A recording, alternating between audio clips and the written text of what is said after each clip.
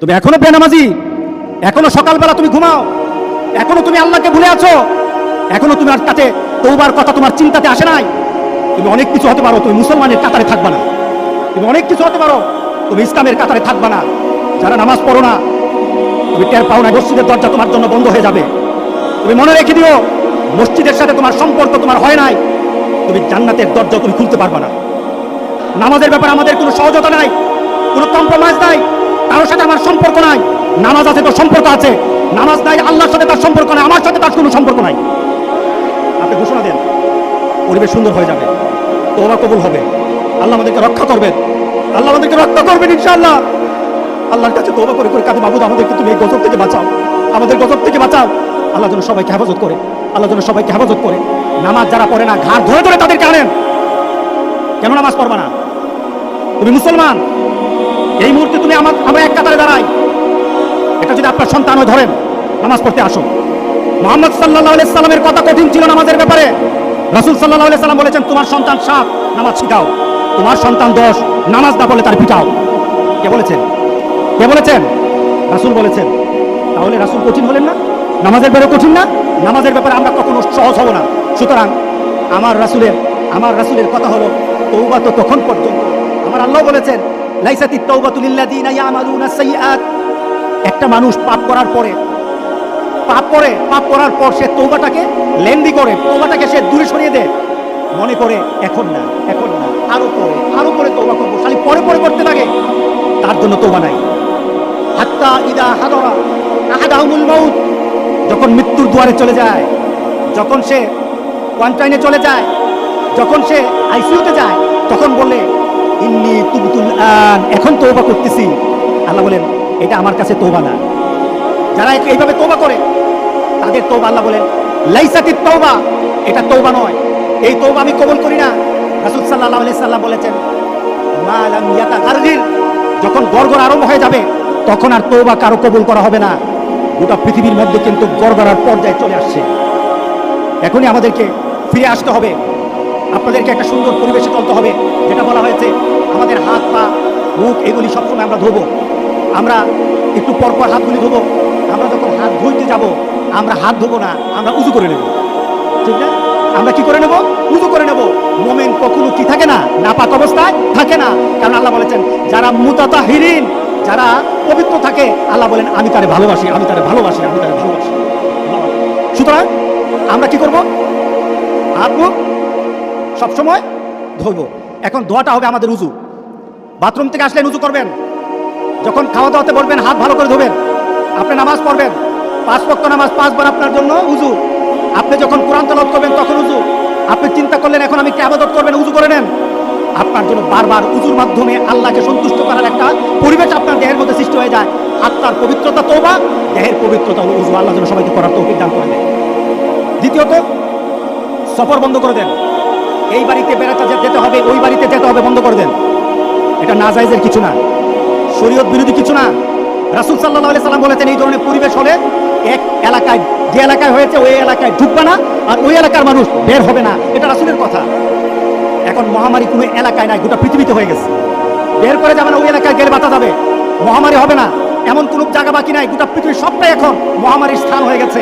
বাঁচতে হলে নিজেকে একটু কন্ট্রোল করে আল্লাহর কাছে সাহায্য চাইতে হবে। কার কাছে সাহায্য দিতে হবে? আল্লাহর কাছে।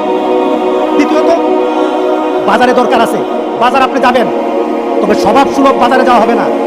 স্বভাব সুলভ বাজারে যাবেন না। স্বভাব সুলভ কি? মন চায় বাজারে যান, মন চায় আড্ডা দেন, মন চায় তার সঙ্গে বসেন, মন চায় দোকানে গিয়ে বসে থাকেন, এটা আর হবে না।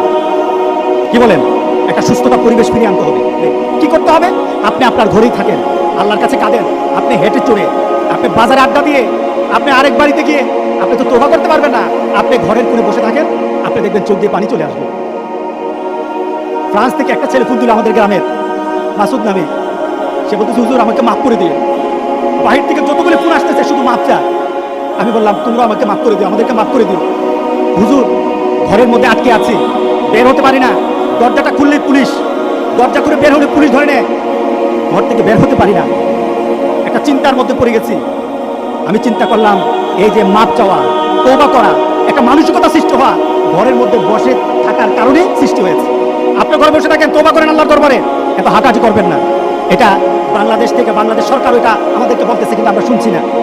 দ্বিতীয়ত, একটু আমরা সালাম বিনিময় করব। কি করবো বলেন? বলেন কি বিনিময় করব? বেশি বেশি করে সালাম, আসসালামু আলাইকুম। দূর থেকে দেখতেছেন আসসালামু আলাইকুম, দূর থেকে দেখতেছেন আসসালামু আলাইকুম। আপনার উপরে সালামের কারণে জবাব কি আসবে?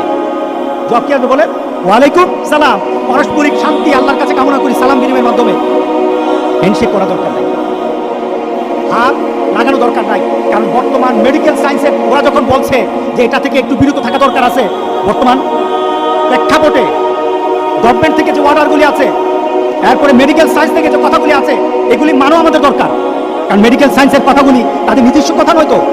এই যে হাত পা মুখ ধোয়ার কথা বলেছে, তারা মেডিকেল সায়েন্সে বলতেছে, কিন্তু ইসলামে আছে কিনা বলুন তো?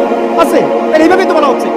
সুতরাং এই হ্যান্ডশেক করাটা ছেড়ে দিবেন। বাড়িতে মহিলাদেরকে বলবেন যে পাড়া যেন না বেড়ায়। এক বাড়ি থেকে আরেক বাড়িতে যাওয়া দরকার নাই, এক স্থান থেকে এক স্থানে যাওয়া দরকার নাই। নিজের ঘরে থেকে আল্লাহর কাছে সাহায্য চাওয়া দরকার। কি বলেন? অতিরিক্ত লাগতেছে কথাগুলি?